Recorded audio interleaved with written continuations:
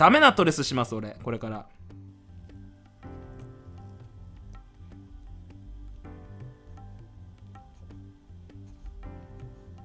うわー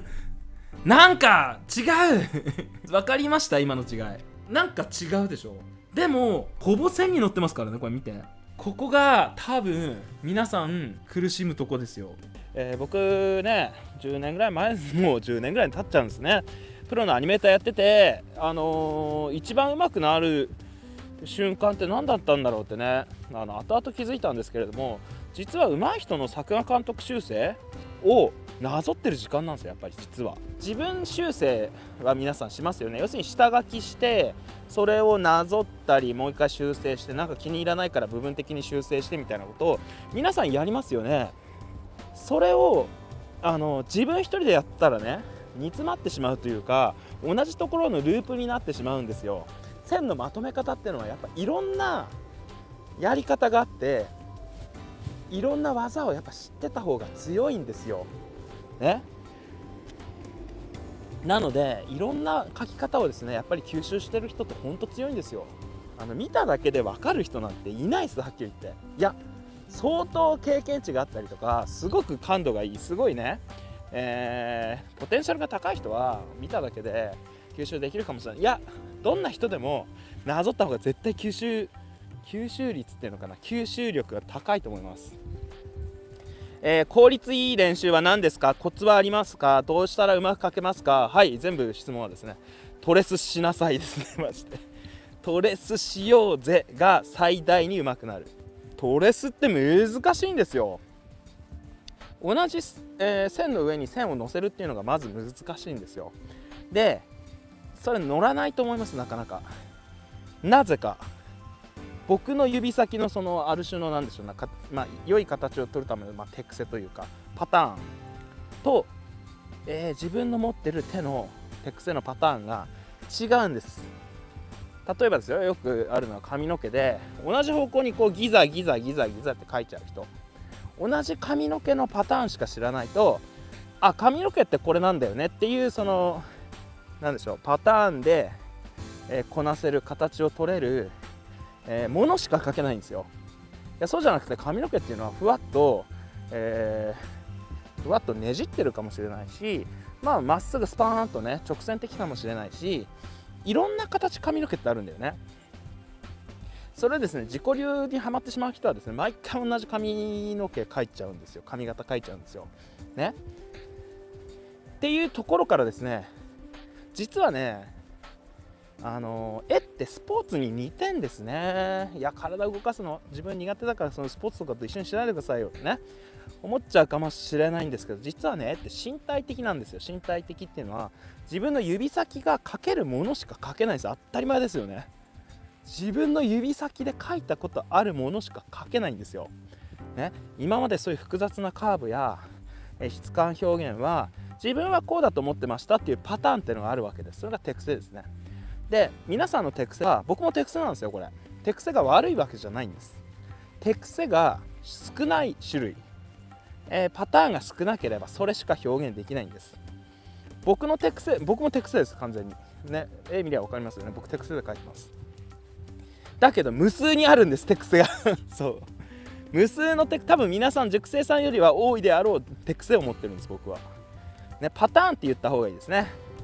いろんなパターンを持っていれば表現方法が豊かになるんですよ、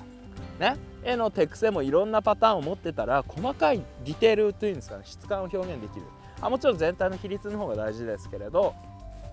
ね。そういうのってじゃあどうやって吸収するのって言ったら、やっぱ書いてなぞるしかないんですよ、ね。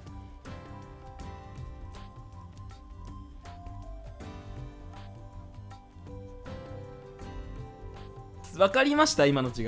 全部僕ね今頑張ってですね、この線で書いてみました。これ縛りで書いてます。これね楽なんですよ皆さん。こういうカーブ楽じゃないですか。同じ方向に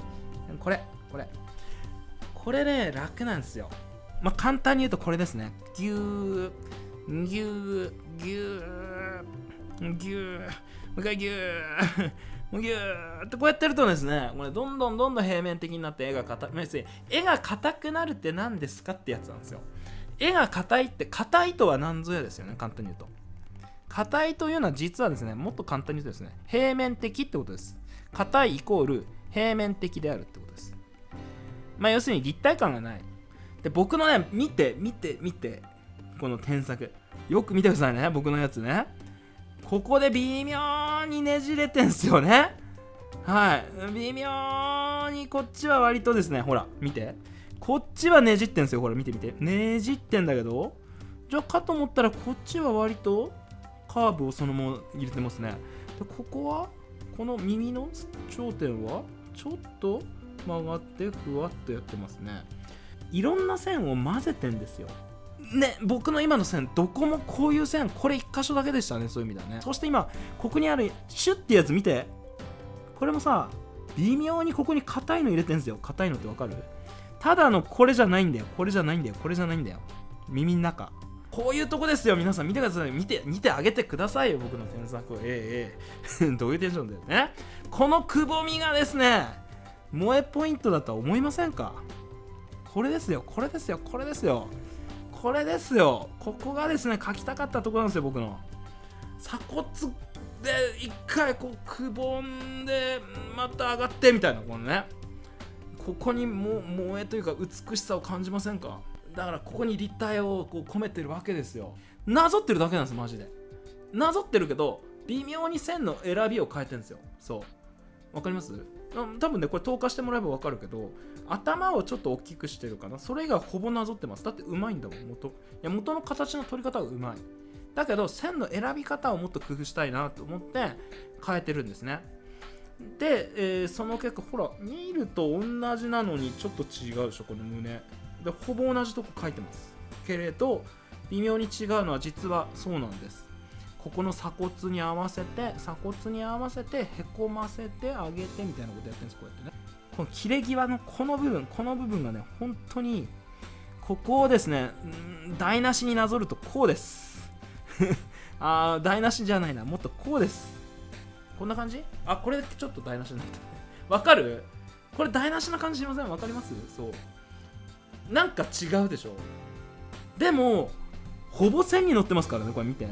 線の上に乗ってるよね。ほら見て、この違い線の上には乗ってるよね。胸はちょっと意図的にずらしたけど、これがですね、線の上に乗ってるけど、線の上にね、乗ってるけど立体を捉えられてない線とそうじゃない違い。線の上線修正ってやつですね。微妙な世界ですねそうですねそうなんですよ。ここが多分皆さん苦しむとこですよ。基本的にはなぞってもらうための本なんですが、ただ単にやはりなぞるだけでは吸収率が悪いんですよね。これ今までなんかこういう本ってあるようでなかったんじゃないかなっていう気がします。こう書くと上手くなるって言ってるけど、その間、その中間ってどう書いたらいいんですかみたいなね、いう部分を埋められるピースなんじゃないかなと僕は思っております。例えばこのページなんかを見るとね、この太い部分をこんな感じでなぞってみてください。ちょっと今なぞってみました。で、その時に大事なのはこの全体の枠があります。それに対してのシルエットってどうなってるんだろうかってね。こんな変な形、こんななんか図形みたいな形からやるのって、そうなんですよ。このぐらいから取るんですよ。このぐらい形から取んないと、全体の形って把握できないんです。この全体の形から見た目の位置っていう風に見てください。そうすると、目って頭っていうかこの紙全体からしてだいぶ下の方なんですね。だいぶ小さいんですねっていうことが分かります。っていう風にこういう、図形や立体の感覚を、身につけてもらって、僕は少なくともこう書いてます。そしてこれがおそらく早く最速で書く方法だと思います。なんか絵ってこういうなんか丸とかこういうなんか十字線とかからなんか絵って描き始めるんじゃないですかってね。そうじゃないんですよ。実はそうじゃないんですよ。実はね、一番最初に描くのは全体のシルエットです。全体のシルエットで、今僕が描いたみたいにこの全体の頭の形に対しての目の位置っていうのをこうやって覚えてもらうんですよ。こうやってなぞってもらってね。っていうこの全体のシルエットっていうのが大事なんです。で、そこから徐々に目であるとか顔であるとかっていうのをでむしろ中の素体っていうのは後にこれに対してちゃんと形を取るために理由付けしてくるんです。どっちかっていうと。というのはなんでこんな書き方丸とかその十字から書かせてくださいよって、実はそうじゃないです。これが漫画にしてもアニメにしても、アニメーションですねにしてもイラストレーションにしても大事な、最初からフレームを前提とした書き方なんですよ。レイアウトを前提とした書き方に実はこのままつながってきます。漫画だったらここに吹き出しが来る、アニメでもこれがレイアウトになる、その後空間になる、イラストだってフレームがあるっていう風に、こういう書き方をしないと全体の収まり、配置、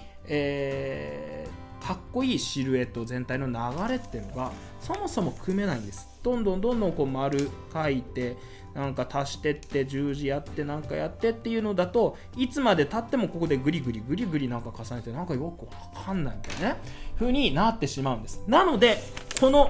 本ではひたすらシルエット、ざっくりとした大きなシルエットで、撮ってもらうっていうような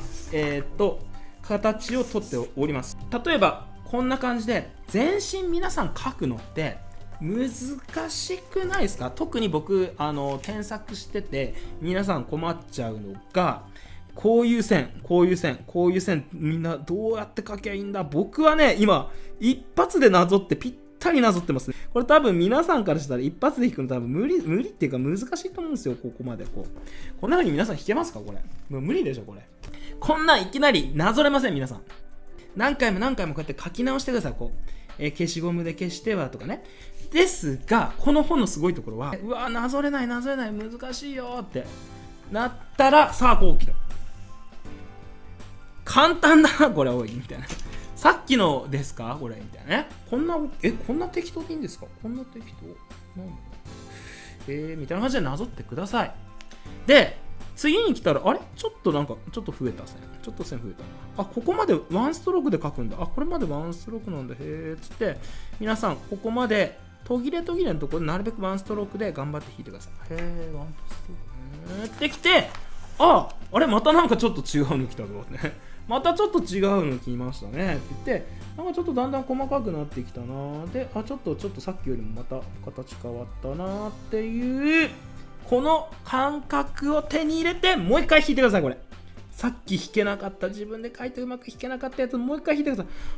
ここまでワンストロークでこういうテンションでいくんだっていうのが、この3ステップで進めていくことによって書けるようになるっていうね。こんだけ簡単な形で僕書いてるんです。実は手だってちゃんと弾こうとするとめちゃめちゃ難しいんですが、僕はこの手をどう捉えてるかっていうと、こう捉えてるよってことなんです。これ塾生さんで僕の添削見てる人はねすぐ分かると思います。僕は手をこう書いてるんですよっていう書き方をここで勉強してください。こんだけ手って簡単なんだっていうか、こんなですか、ざっくりでいいんですかっていうね、こんなですよ手って。ここからこう持ってくんですよ。皆さんいきなり手っていうと、なんかいきなり手なんか関節とかなんかあれ手みたいな感じでだんだん怪しくなってるでしょ。なんか長くなったり短くなったりで、そして奥の手とか言うとなんかちょっと短くなったり長くなったり、両手で同じ長さですかね、ある程度同じ空間だったら。それは簡単な単純なこういう形で捉えてないから。そして見えないところまでこう書く。見えないところにもありますね、この線ね。見えないところまでちゃんと書くんですよ。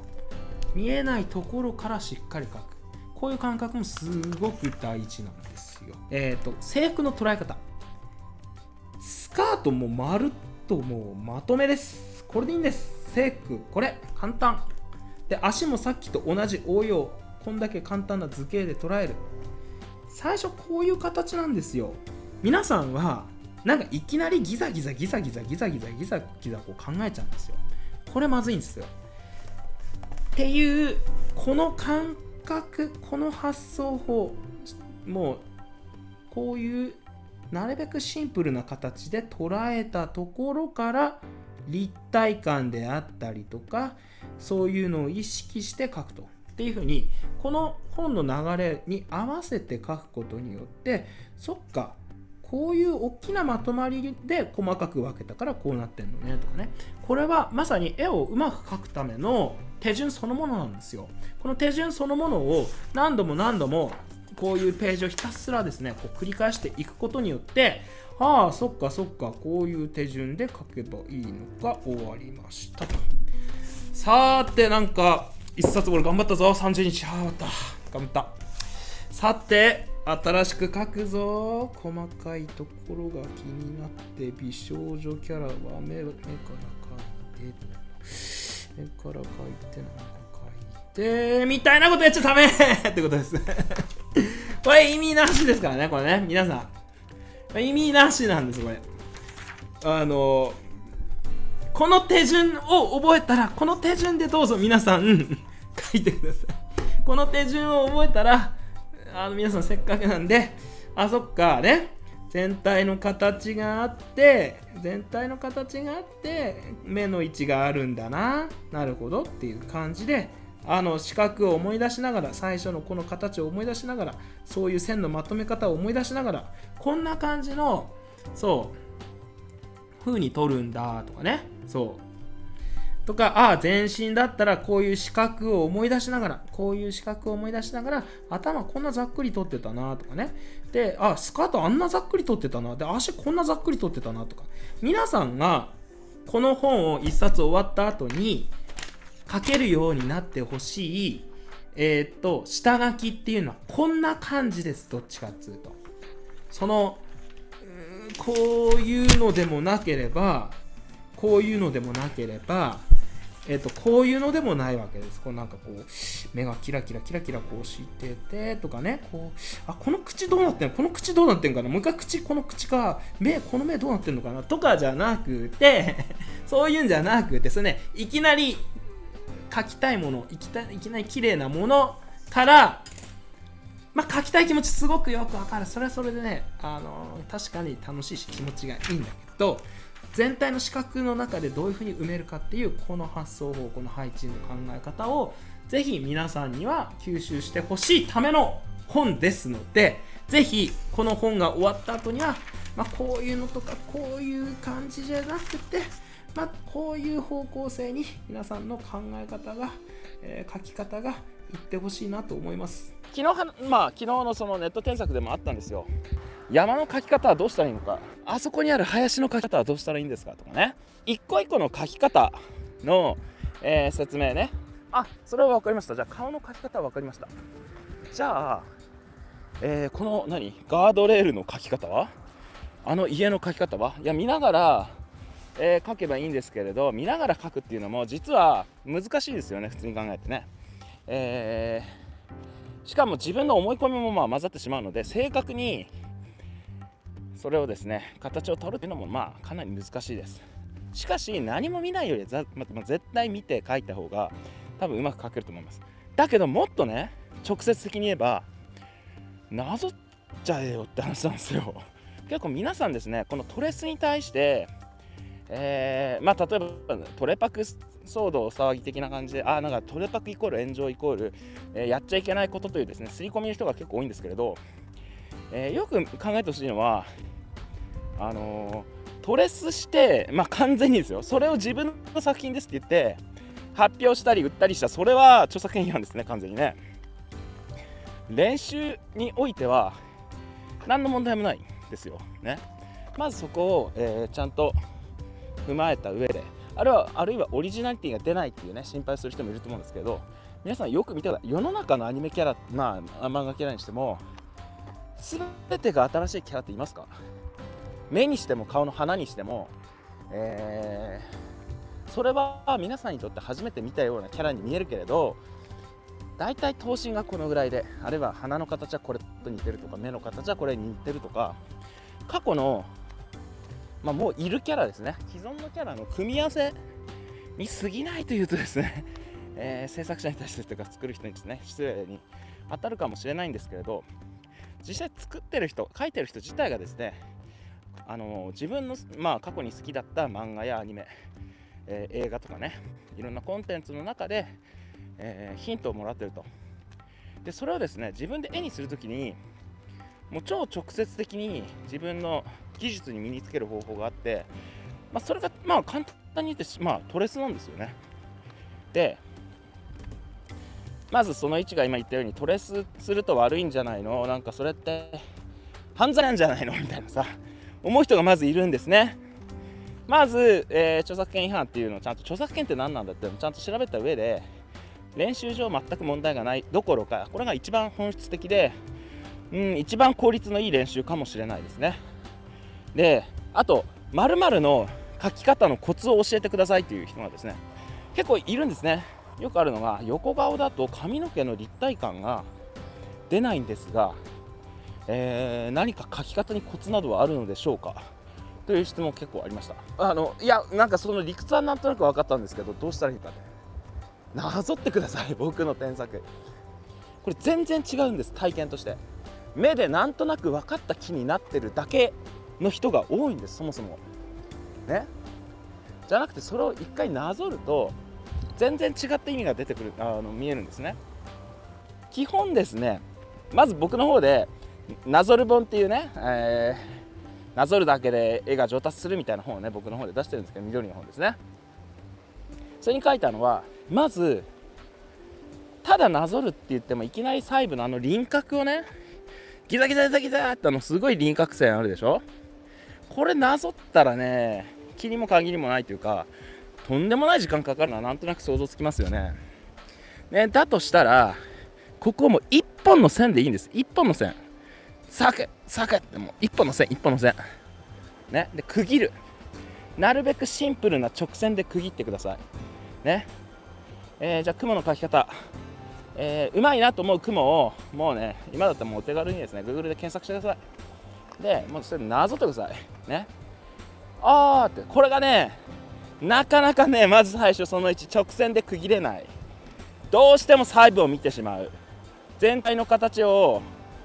見ようとなんでしょうね見るんじゃなくて細かい部分を追ってしまう人が多い。ここのね発想の転換というか今言ったようにこう捨てるっていうことが結構重要なんですよ。区切る。でその次に中間部となる、なんでしょうね例えばどう考えてもいいんですよ。これは本当にどう考えてもいいんだけどその間のこういうギザギザとかこの隙間の部分をね、抜いたりすることもありなんですけれど全体中間細部で、この3ステップで書いたらどうでしょうかっていうような紹介をですねそのなぞる本っていうやつでですね僕の方でトレスの仕方を紹介してます。